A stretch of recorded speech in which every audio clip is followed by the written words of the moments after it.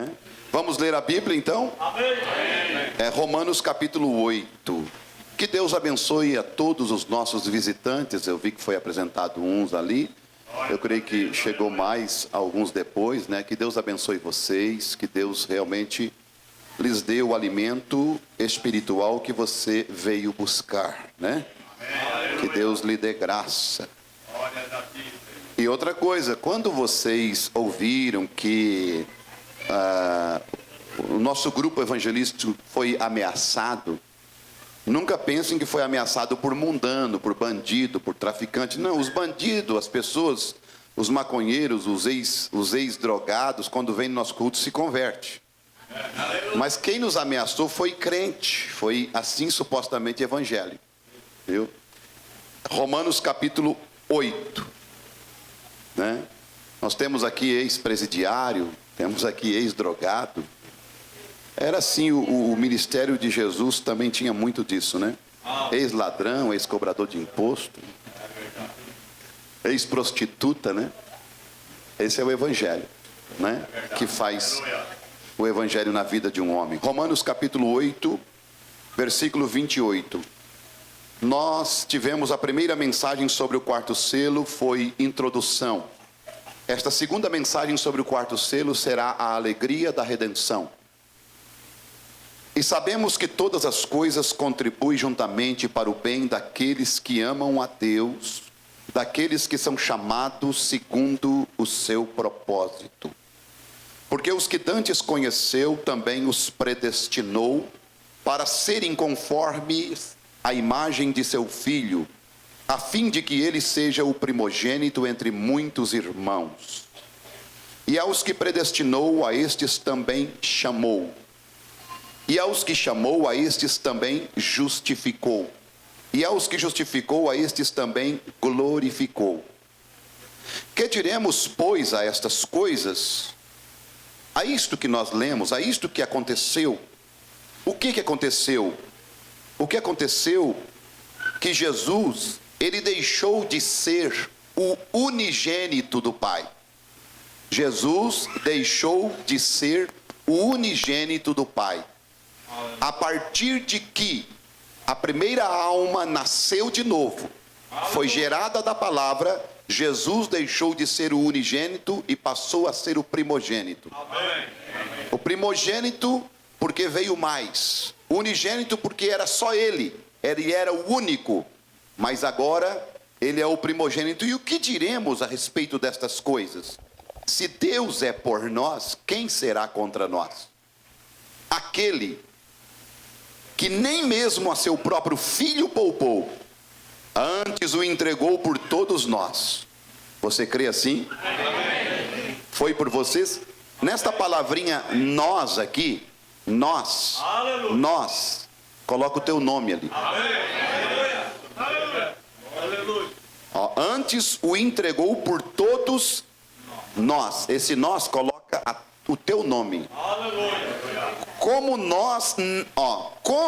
nos não dará também com ele todas as coisas? Quem intentará acusação contra os escolhidos de Deus? É Deus quem os justifica.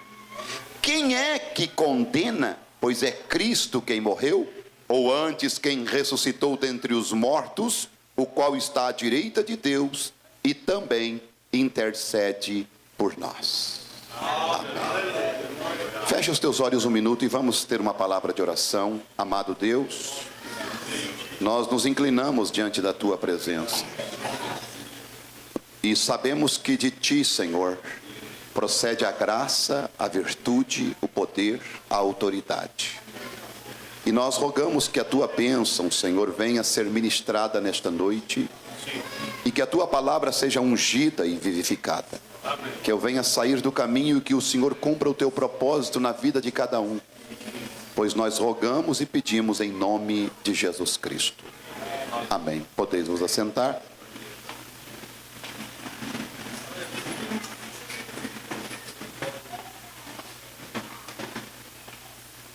A alegria da redenção.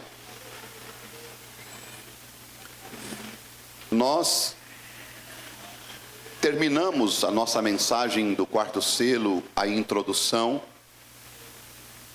falando a respeito do que nós éramos e do que Cristo fez por nós ali no Calvário e do que Ele nos deu de volta o que nós tínhamos perdido. E nós sabemos que os nossos pecados, os pecados de cada cristão, de cada filho de Deus, eles foram colocados no cloro de Deus, no sangue de Jesus Cristo.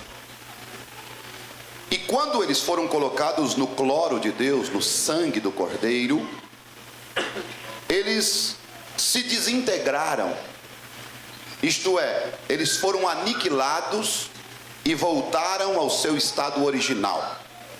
Quando uma folha de papel queima, aquele papel era árvore. Antes de ser árvore, era simplesmente potássio, era gases na terra. E então a terra fez germinar uma semente, a semente brotou uma árvore, daquela árvore foi tirada a madeira e foi feito o papel. E quando o papel é queimado, então você pensa que o papel desaparece, ele volta para o seu estado original, da terra, de gases. E depois de muitos e muitos anos, ele volta a ser madeira de novo. Veja, assim também, Cristo tem este sangue. E os pecados não eram meus, assim como os pecados não eram teus. As enfermidades também não eram tuas. As dores também não eram tuas. Não, eram de Satanás. E Satanás colocou isto através da incredulidade na nossa mãe, chamada Eva, quando ela descreu na palavra de Deus e creu na mentira de Satanás, contada através da serpente. Então veio Cristo, pegou isso e redimiu-nos, isto é, levou nós de volta para o nosso estado de filho. E o profeta de Deus diz o seguinte: então quando o pecado entrou, nós descobrimos que o homem cruzou o abismo, isto é, nós saímos da luz e fomos para as trevas. Sim, eu e você fomos para as trevas, para o pecado, para o mundo, para a incredulidade. Porque a Bíblia diz que Deus, Ele é luz e não há nele trevas nenhuma. Então nós vemos que nós cruzamos, saímos da presença de Deus e fomos para o abismo. Então nós sabemos que veio substitutos, que foi o sangue de touros, de bodes. E aquele sangue, diz o profeta no parágrafo 29 da mensagem do quarto selo, eles foram substitutos e eles cobriam o pecado. Eles não aniquilavam o pecado, eles não tiravam o pecado. Vocês vão ver que a expressão de João, o Batista, quando ele viu Jesus, ele não disse, eis o Cordeiro de Deus que cobre o pecado do mundo. Ele disse, eis o Cordeiro de Deus que tira o pecado do mundo. Isto é, quando Jesus Cristo veio, Ele veio para tirar o pecado de nossas vidas. Por quê? Porque exatamente o pecado nos separava de Deus. E o pecado, vocês sabem muito bem, que não é fumar, não é beber, não é jogar, não é roubar, não é matar. Isto são atributos do pecado que se chama incredulidade. A pessoa faz tudo isso porque ela é uma incrédula. Quando ela passa a crer no Senhor Jesus Cristo, ela abandona todas estas coisas e começa a praticar o que está na palavra de Deus. Por isso, quando em Atos capítulo 16, o carcereiro de Filipos perguntou para Paulo, o que faremos? O que eu tenho que fazer para ser salvo? Eu quero salvar a minha família. E ele disse assim, crê no Senhor Jesus Cristo e será salvo tu e a tua casa. Por quê? Que ele não disse, não, tu para de fumar, tu para de roubar, tu para de matar, tu para de se pintar, tu para de fazer isso que tu vai ser salvo. Não, ele disse, creia no Senhor Jesus Cristo e será salvo tu e a tua casa. Por quê? quê? Porque se ele cresce em Jesus, ele pararia de fazer todas essas coisas automaticamente. Porque o Espírito Santo na vida dele não deixaria ele fazer estas coisas. Amém. Aleluia.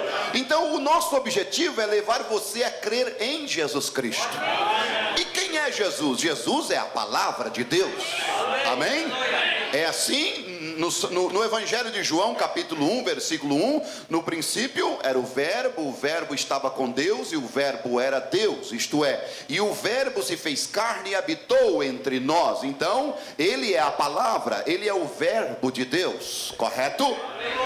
Vocês vão ver que esta palavra chamada Jesus Cristo, ela foi completamente trazida para nós neste tempo do entardecer, nesse dia final. Assim como houve as eras do Velho Testamento, dos juízes, dos profetas, dos reis, dos sacerdotes, teve as eras da igreja no Novo Testamento. Mas nós tivemos o fechamento das eras do Velho Testamento com a pessoa do Senhor Jesus Cristo, a palavra completa. Vamos pegar, Jeremias era parte da palavra, Isaías era parte da palavra, e assim sucessivamente, Naum, Abacuque e os profetas menores, maiores, eram tudo parte da palavra. Mas quando veio Jesus, ele era a plenitude da palavra. Nós também tivemos os mensageiros que vieram anteriormente, eles foram parte da palavra, mas quando veio esta mensagem no tempo da tarde, ela é a completa revelação de nosso Senhor Jesus Cristo para nós.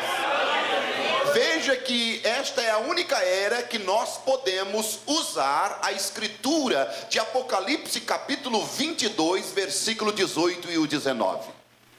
É a única era que nós podemos usar esta escritura. Por quê? A escritura diz: olha, aquele que acrescentar qualquer palavra no livro desta profecia, Deus acrescentará as pragas que estão escritas neste livro. Aquele que tirar quaisquer palavras do livro desta profecia, Deus tirará a sua parte da árvore da vida que está escrita neste livro. Esta é a única era que nós podemos usar esta escritura. Como assim, pastor? Me explica. Vou te explicar. Quando Deus levantou Martinho Lutero, quem não conhece a história, ele foi levantado com a mensagem justificação pela fé, não foi isso? Mas nós sabemos que Deus ainda iria acrescentar à sua mensagem santificação. Então ele não podia usar essa escritura, porque algo teria que ser acrescentado. Quando veio João Wesley, um grande homem de Deus, ele pregou santificação, mas ele não podia usar essa escritura, porque Deus iria acrescentar a restauração dos dons, que veio a partir de 1906, na era pentecostal. Não foi assim lá na Rua Azusa? Quem não conhece a história da Rua Azusa em Los Angeles, quando o Espírito Santo desceu e o fogo foi aceso da restauração dos dons, e então todos saíram falando línguas estranhas, profetizando, dons de curar, maravilhas e tudo mais. Veja, algo mais foi acrescentado à mensagem de santificação. Os pentecostais não podiam usar esta escritura.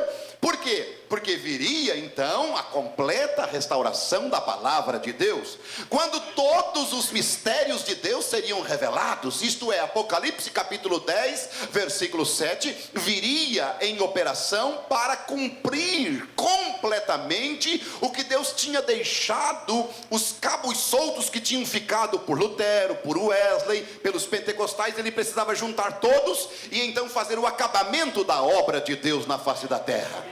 Agora nada mais pode ser acrescentado, nada pode ser tirado. E se alguém pregar um outro evangelho além desse, conforme Gálatas 1:8, ele é maldito. Mesmo que um arcanjo, um anjo, um querubim, pode vir Gabriel, Miguel, vir pregar um outro evangelho além desse, ele é maldito.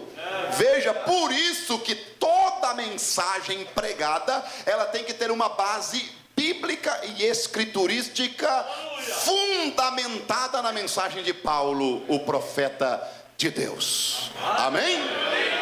Por quê? Porque Paulo foi o modelo, Paulo foi a base, Paulo foi o fundamento, e nós somente estamos edificando sobre o que Paulo colocou como fundamento. E ele disse: olha, veja bem, eu como sábio arquiteto pus o fundamento, e veja bem quem edifica sobre ele. Aleluia. E se a obra deste homem for uma obra de feno, de palha, de barro, ela vai ser descoberta pelo fogo. Foi isso que Paulo disse ou não foi? E nós sabemos que o fogo está aí, a fornalha foi aquecida 7 vezes. Mas nós sabemos que os babilônicos morreram torrados. Os babilônicos trinitarianos estão morrendo torrados. Os babilônicos que vieram da Babilônia estão morrendo torrados. Mas Sadraque, Mesaque e Abednego estão passando na prova de fogo. E o quarto homem está andando com eles dentro da fornalha.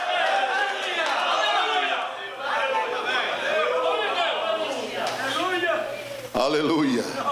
Então, meus queridos, o sangue de touros e bodes cobriu, mas não remiu, diz o profeta, até que o real alvejante veio e pode tirar a mancha do pecado e a desintegrou completamente e a enviou de volta sobre o seu pervertedor original, que foi Satanás. Quer dizer, ele jogou lama na tua roupa, agora o alvejante,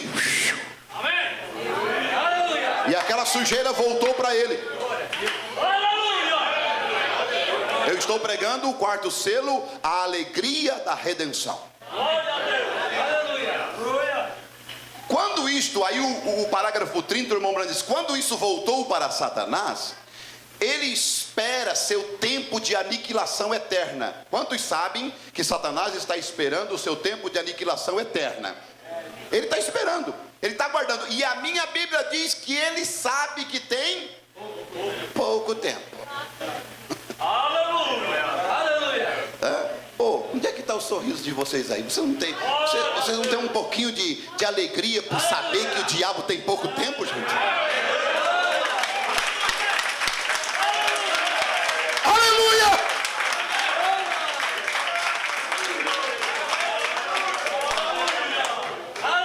Gente, 400 anos de chicote nas costas. O teu pai, o teu avô, o teu bisavô, o teu tataravô foi marcado com chicote do Egito. Aí de repente tu tá lá do outro lado do Mar Vermelho e tu veja eles, aqueles que te deram a chicotada no teu bisavô, no teu avô, no teu pai, morto lá dentro da água. Aí a Miriam não se conteve, ela teve que fazer o início. Peraí, não tem ninguém que tem um pandeiro por aí, não? Ela juntou um pandeiro de alguém emprestado ali e começou. E outras irmãs saíram de atrás dela. Eles fizeram um avivamento do outro lado. Ei, glória a Deus! Uma alegria tremenda e poderosa por causa da redenção. Por quê? Por quê? Porque eles viram os seus inimigos mortos. Porque Deus disse: esses egípcios que vocês estão vendo hoje, vocês nunca mais vão ver. Pela boca do profeta Moisés. E o que é que Deus está dizendo para nós? Sabe aquele diabo que incomoda vocês, que atormenta vocês, que acusa vocês? Ele está só esperando o tempo de aniquilação dele. Ele vai deixar de existir. Aleluia! Ei, glória a Deus! Bendito seja o nome do Senhor. Você tem motivo de se alegrar, não tem? Quem não conhece a nossa igreja e vê nós batendo palma assim, é o Salmo 47. Louvai ao Senhor com palmas.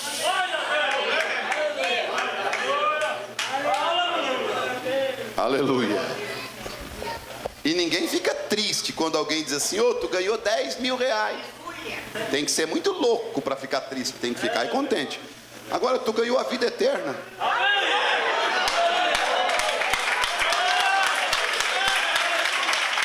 Aleluia, glória a Deus. Quando isso voltou para Satanás, estou lendo o parágrafo 30, ele espera seu tempo de aniquilação. Aniquilação eterna, isto é, ele deixará de existir. Agora isto mostra no que nós cremos. Nós cremos que ele será absolutamente acabado e completamente aniquilado. Isto é uma revelação dos 7 selos, que o inferno não é eterno. Amém. Deixa eu te dar uma boa notícia: o inferno não é eterno. Amém. Amém. Porque o lago de fogo, ele foi preparado preparado para o diabo e seus anjos. Então, para começar, o lago de fogo não foi preparado para você, nem para mim. Foi preparado para o diabo e seus anjos. E se ele foi preparado, ele teve princípio. E se ele teve princípio, ele vai ter um fim, porque tudo que teve um princípio terá um fim. Só os que não tiveram princípio não terão fim. Aí você diz, mas pastor, eu só tenho 30 anos, eu só tenho 50 anos. Se você só tem isso, você terá fim. Mas a minha Bíblia diz que eu estava na mente de Deus e o meu nome foi escrito no livro da vida antes da fundação do mundo.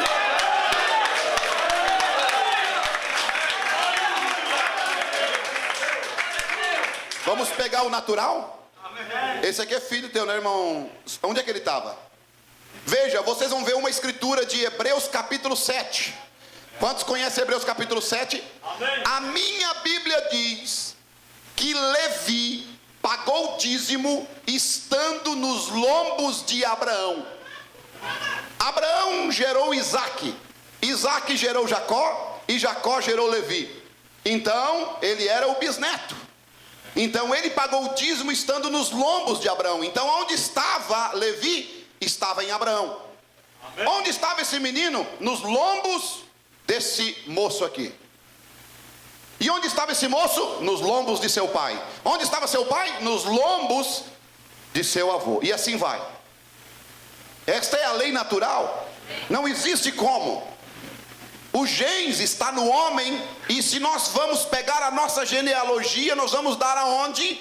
E vamos indo, porque todos nós viemos de 3 raças. Da arca de Noé, Sem, Cão e Jafé. Ali vieram os judeus, os gentios e os samaritanos. E se nós pegarmos a nossa linhagem, nós vamos dar lá exatamente, naturalmente falando, gentios. Não tem como. Somos gentios, pagãos, idólatras. Não tínhamos nenhum direito à vida eterna.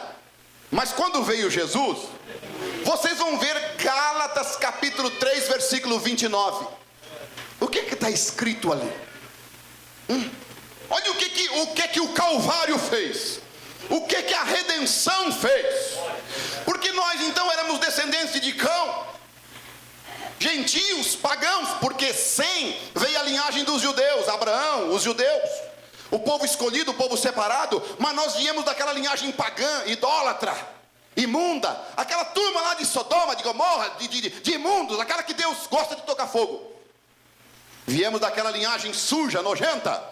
Mas quando nós vemos o que Cristo fez no Calvário, quando Gálatas capítulo 3 e o versículo 29 diz o seguinte, o versículo 28, nisto não há judeu nem grego. Nisto o quê? Nisto o quê, pastor? Nisto que Paulo estava falando antes. Porque todos sois filhos de Deus pela fé em Cristo Jesus. Porque todos quantos fostes batizados em Cristo, já vos revestistes de Cristo. Nisto não há judeu, nem grego, não há servo, nem livre, não há macho, nem fêmea, porque todos vós sois um em Cristo Jesus. E se sois de Cristo, então sois descendência de Abraão e herdeiros conforme a promessa.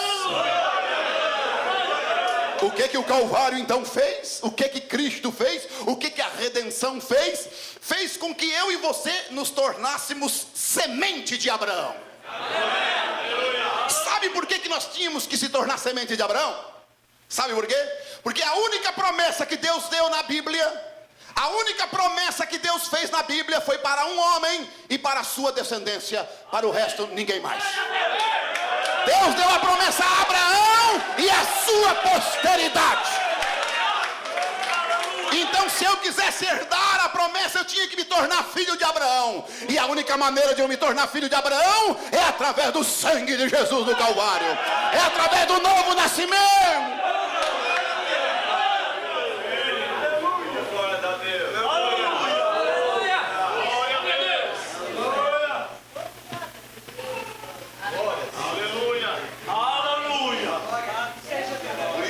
nome do Isaac era Riso. Aleluia. Não tem que dar risada. Glória a Deus. Se chorar, só se for de alegria.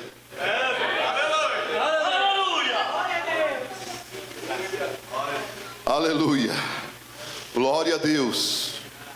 Parágrafo 31. Eu creio que o pecado será desintegrado. E quando ele é confessado sobre a base do sangue de Jesus Cristo, é como derramar uma gota de tinta preta numa porção de cloro. Aí o filho chega com a roupa manchada de tinta, e a mãe olha, e o filho, ai, ai, ai, nunca mais vai sair. A mãe vai lá, pega o cloro e bota a roupa branca de molho. Aí quando o filho olha, ué, cadê a sujeira daqui? Cadê a graxa daqui? Cadê a tinta daqui? O cloro, ele fez o seguinte: aquela tinta, ela é composta de moléculas. Os átomos são feitos de moléculas. Lá vou eu errar mais um pouco. Quando eu começo a entrar em física, em química, a igreja fica até assim olhando. Mas vamos lá. Depois a irmã Silvana me dá uma mão. Ela que entende sobre casca de banana, então nunca vi tanto. É carbono, não sei o do que, um monte de coisa. Mas é muito inteligente essa irmã abençoada. Mas irmãos, aquela tinta, aquela graxa, aquela sujeira, ela é composta, aquela tinta vermelha ou azul ou preta, ela é composta de química. E quantos conhecem a tabela química periódica aqui? Sim, ali vocês têm exatamente as formas que se juntam para formar as coisas. Todos sabem aqui que o carvão, ele é formado de moléculas que se juntam e então forma o carvão. Mas a forma que é agrupada aquelas moléculas é que forma o carvão. Da mesma forma o diamante, ele é formado das mesmas moléculas, mas a forma que é juntado o diamante é que o torna um diamante. Aí então você pega ali, seja o YX com H2, e então pega e junta e forma aquela tinta. Como por exemplo o H2O, vocês já viram eu explicar isso aqui, mas eu sou obrigado a explicar de novo, porque eu estou passando pela redenção. E vocês sabem que eles juntam e formam, e então se evapora a água, moléculas que se separaram. E então você vai ver ali que não existe mais água, mas são duas formas químicas juntas, H2O. Não é isto? Formou a água, e você bebe, e é um líquido. Assim a tinta também. Mas quando elas se separam, ela volta para o seu estado original. Veja, ela se forma em forma exatamente de vapores e assim vai. Agora vocês vão verem que aquela tinta ali, o que faz separar as moléculas é exatamente o cloro. O cloro chega ali e quebra aquelas moléculas. No sangue de Jesus, o sangue do Cordeiro, que sangue era o sangue de Jesus? Que química tinha? O teu sangue pode ser O positivo, O negativo, RH não sei o que, mas qual era o sangue de Jesus? A minha Bíblia diz, eu tenho duas escrituras, que a minha Bíblia diz que é o sangue de Deus. Amém. Sim, você vai ler Atos capítulo 20, que Deus, que a igreja foi comprada com o sangue de Deus. Amém. Então o sangue que estava em Jesus, ele foi gerado no ventre de Maria. Maria veio da linhagem de Judá, correto? Porque Jesus tinha que vir da tribo de Judá. Ele é o leão da tribo de Judá. Amém? Então vocês vão ver que Jesus, só que ele não tinha o sangue de Maria, porque a hemoglobina não está na mulher. A hemoglobina parte do homem, do macho, dos genes do homem. E Maria foi usada como uma incubadora. Nem o óvulo não era dela. O óvulo foi criado por Deus no útero de Maria e fecundou com os genes da palavra. Porque Jesus era a palavra. E a única semente original é a palavra de Deus. Então Jesus era a completa palavra de Deus. E aquele sangue que estava dentro daquele corpo ali não era sangue de judeu, nem sangue de gentil, nem sangue de samaritano. Era sangue de Jeová.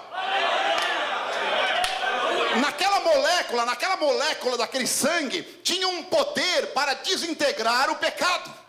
Era o único sangue, o sangue da linhagem de Abraão não podia, o sangue da linhagem de Moisés não podia, o sangue de William Branham não pode, o sangue de nenhum ser humano, de gentil, não pode. Tinha que vir um sangue extraterreno. O sangue de Deus. Ah, mas como assim, pastor?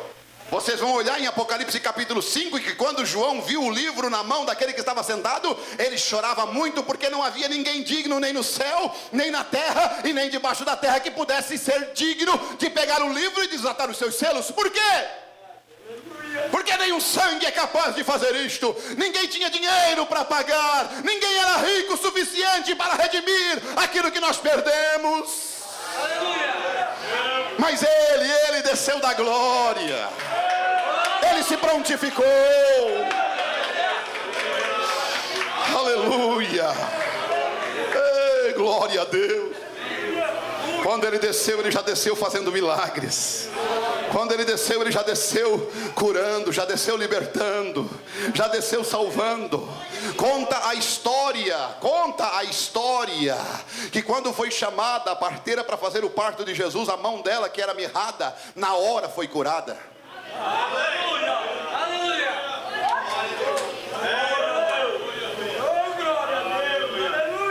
Conta a história que aquele ladrão que estava à direita de Jesus, quando Jesus estava passando naqueles lugares desertos, quando Maria e José estavam passando naqueles lugares desertos, onde eram lugares de assalto, vieram pessoas para assaltar. O ladrão olhou e disse assim: não, esses nós não vamos mexer.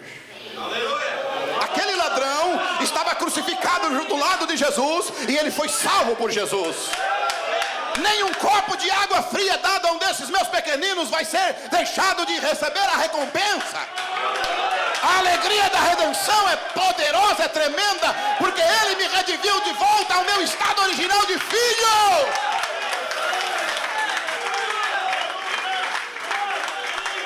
Aleluia. Veja,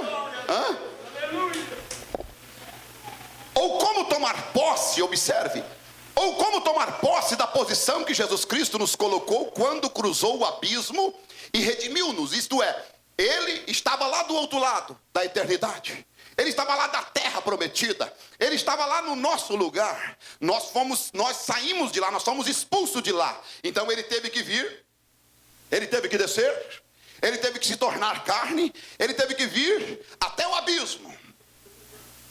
Aí você vai entender, e eu vou ter que falar de novo, porque isto para mim, se eu repito 100 vezes, é novo. Por onde começou o pecado? O pecado começou no céu, vocês sabem disto? Não começou na terra. Mas quando chegou na terra, o pecado foi colocado no ventre de uma mulher chamada Eva. E vocês vão ver que quando veio Cristo, nosso segundo Adão, ele entrou no ventre de uma mulher. E ele disse: se é para limpar o rastro, vamos começar a limpar desde o princípio. Aleluia. Se é para apagar a nojeira, vamos passar a borracha em tudo, desde o ventre. Aleluia. Que redenção. E o diabo, pensa que o diabo brinca. O diabo não brinca, sabe por quê? O diabo estava há 4.000 anos vigiando cada passo, cada detalhe. Sabe para quê? Para uma única coisa: pegar este Redentor, Jesus. O diabo queria pegá-lo, o diabo queria matá-lo. Lembra quando nasceu Abel? Sabe por que Caim matou Abel? Porque ele achava que Abel era aquele que iria esmagar a cabeça dele. Ele pensou: esse aí é a semente da mulher, eu vou matar antes que ele me mate. Quando ele jogou toda a humanidade num lixo em Gênesis 6, ele pensou: eu vou acabar com todos, porque eu acabando com todos não tem redentor.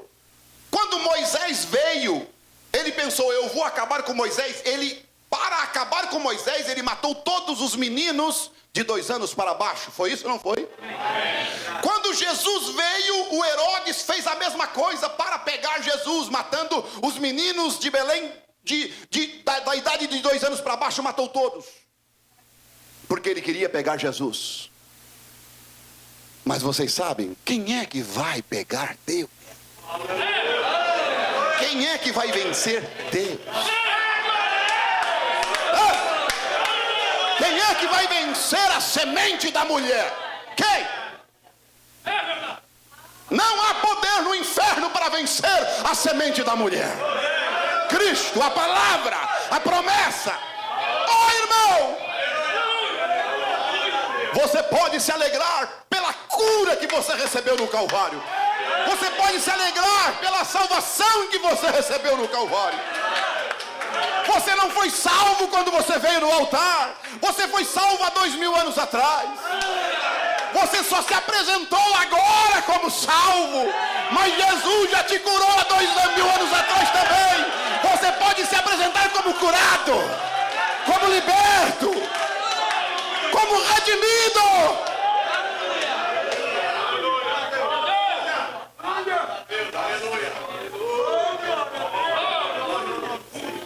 Ele não vai pegar. Não. E ele ficou... Interessante que o diabo, ele ficou tão frustrado em todas as tentativas dele.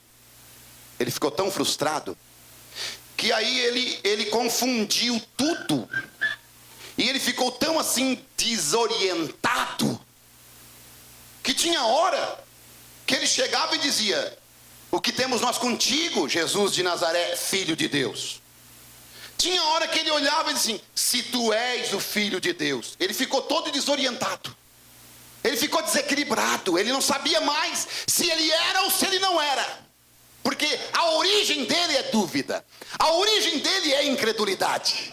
A semente dele é assim. E tinha uma hora que ele afirmava: o que temos nós contigo, Jesus, filho de Deus? Mas tinha hora que ele olhava: se tu és o filho de Deus, transforma estas pedras em pães. Se tu és o filho de Deus, desce da cruz. Quer dizer, ele ficou desorientado. Lúcifer, mais uma vez nesta era, está desorientado. Ele já não sabe mais o que faz. Ele está desequilibrado. Ele já não sabe mais o que dizer de você para tentar fazer você desistir. Ele já não sabe mais o que fazer com você para te acabar com você. Ele já fez de tudo, já tentou tudo. Já te oprimiu, já te colocou enfermidade, já te colocou contra esse e contra aquele, já te colocou pensamentos errados, já te colocou tudo, já te fez você fazer um monte de coisa para tentar fazer você desistir. Mas quando ele veja, está lá ele na igreja de novo. Aleluia! Está lá na igreja de novo. Aleluia! Você está deixando o diabo desorientado, porque nós viemos para atormentar a Satanás.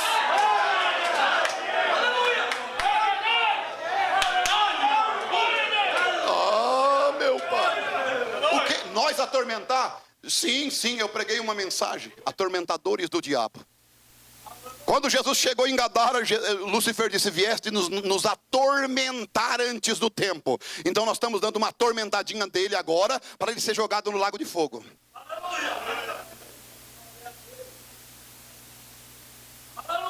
E com a tua vida, com a tua maneira de ser, ele diz assim: eu tirei ó.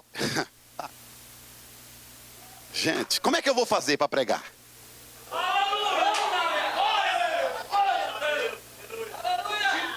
Gente, como é que eu vou fazer? Mas eu sou obrigado. E não é com desrespeito, não é. Eu respeito vocês, irmãs, do fundo do meu coração. Esta senhora, uma linda senhora, uma bênção de Deus, está aqui porque quer ajuda de Deus. Precisa de Deus. E a graça de Deus está sobre ela, sobre a vida dela. Vocês, irmãos, também, cada um que veio aqui também veio porque quer algo de Deus, precisa algo de Deus. Nós todos necessitamos da bênção de Deus, da misericórdia de Deus a cada dia, a cada minuto. Mas o que as religiões estão fazendo com o povo é uma lástima, é uma crueldade, gente. Eu estou perplexo com o que as igrejas estão fazendo com o povo, o que as religiões estão fazendo com o povo, o que a religião tem feito com as pessoas. em todos os sentidos, ela tem realmente, em vez de levar o povo até a palavra, até Cristo, até Jesus, até o novo nascimento, até o batismo do Espírito Santo, eles não estão preocupados com isso, gente. Eles estão preocupados em império, eles estão preocupados em crescer na vida, eles estão preocupados em finanças, eles estão preocupados em encher o cofre da igreja. Olha aonde me mostra num versículo na Bíblia que Jesus mandou a igreja fazer isto. É verdade.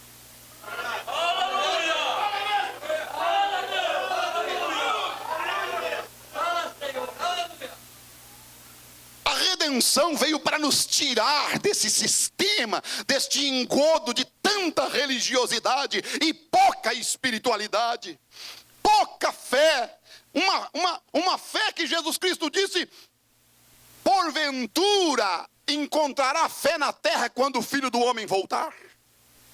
Irmãos, Deus tem manifestado neste dia, através da sua palavra, o ministério do Filho do Homem está na terra, e infelizmente, aonde está esta fé? E esta fé não é para cura, não é para milagre, é uma fé em toda a revelação das Escrituras. Aonde estão as pessoas que creem em toda a Bíblia hoje? Mas eles pegam um trecho das Escrituras para encaixar com sua doutrina e formam uma igreja. Como se monta uma loja, ou como se monta um mercado, e ali se mantém aberto 24 horas para quem passar e ele poder pegar um trocadinho. A igreja não é para isso, a igreja é para juntar doentes, enfermos, problemáticos, desorientados para Jesus. É uma estalagem para os quebrantados, coxos, mancos, aleijados. A igreja é um lugar de recuperação de vidas.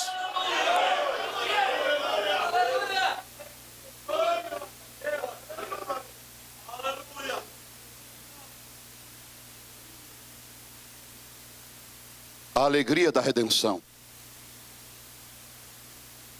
Quem diz que não tem assunto para pregar, sinto muito, nunca foi chamado para pregar, porque eu só estou começando. E sou obrigado a fechar, porque eu queria chegar exatamente num ponto aqui, meus amados, muito significativo.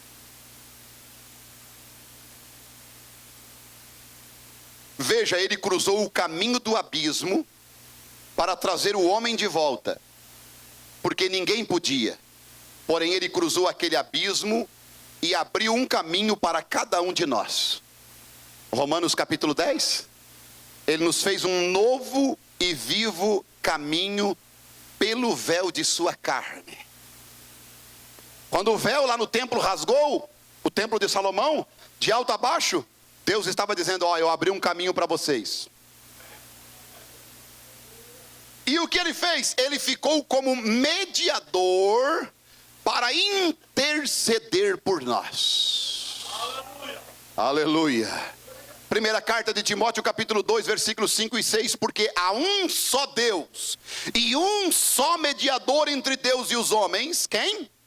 Jesus Cristo, homem, o qual se deu a si mesmo como preço de redenção por todos, para servir de testemunho a seu tempo. Aleluia. Gálatas capítulo 3, versículo 19. Logo para que é a lei, foi ordenada por causa dos transgressores, até que viesse a posteridade. Quem é a posteridade? A posteridade de Abraão não era Isaque. E a Bíblia não faz uma promessa às posteridade, como falando de muitas no plural, mas fala que a promessa foi feita à posteridade no singular. E Paulo disse que esta posteridade se chama Cristo.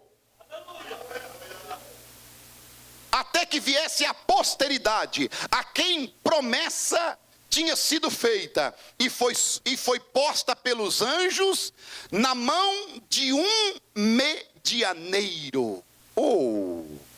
Agora, vamos explorar um pouquinho aqui. Eu não sou muito bom nisso, mas vamos explorar um pouquinho aqui.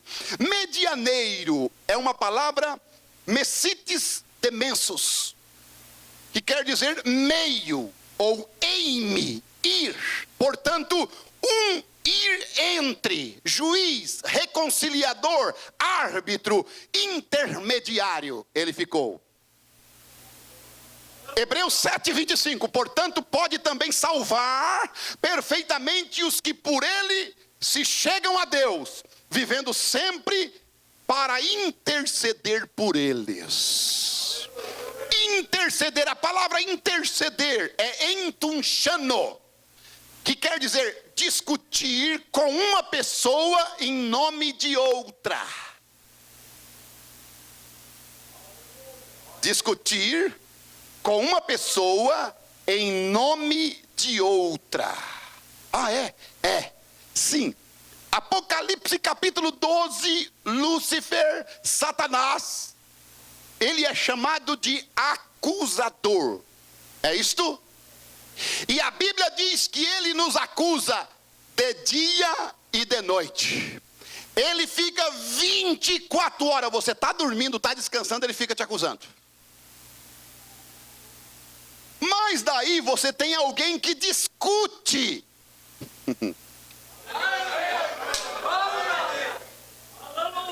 Em teu lugar. Que discute em teu nome. Eu vim aqui discutir no nome de quem tu está acusando.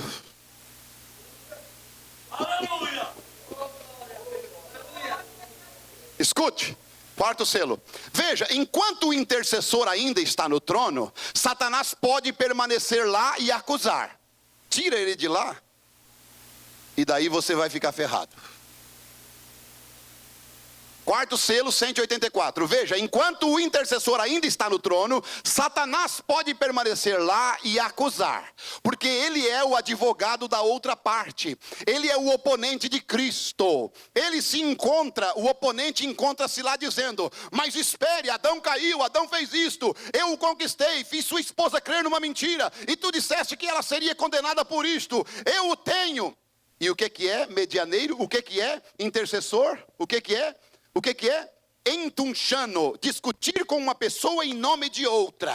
Mas eis que lá se encontra o mediador, aleluia, amém?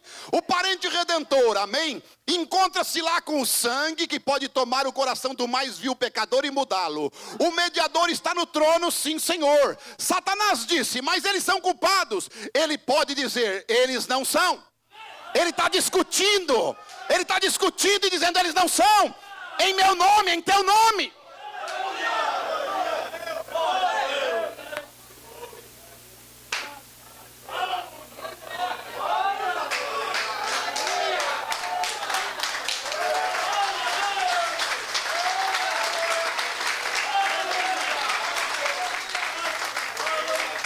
Tem uma briga? Tem. Eu tenho alguém que está falando em meu nome, em meu favor. Eu tenho um mediador, e ele está discutindo em meu nome. E o diabo vem e diz: ó, ele é culpado. Aí o meu mediador diz: não, não sou não. Ah, mas por quê? Porque eu fui no Calvário por ele.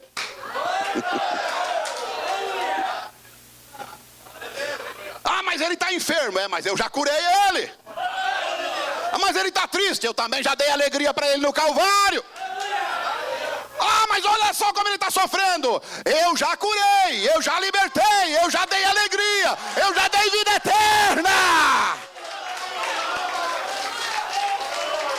Aí ele tenta mais uma vez assim e diz assim: é, mas ele vai morrer qualquer hora. Eu ressuscito. Aleluia! Aleluia!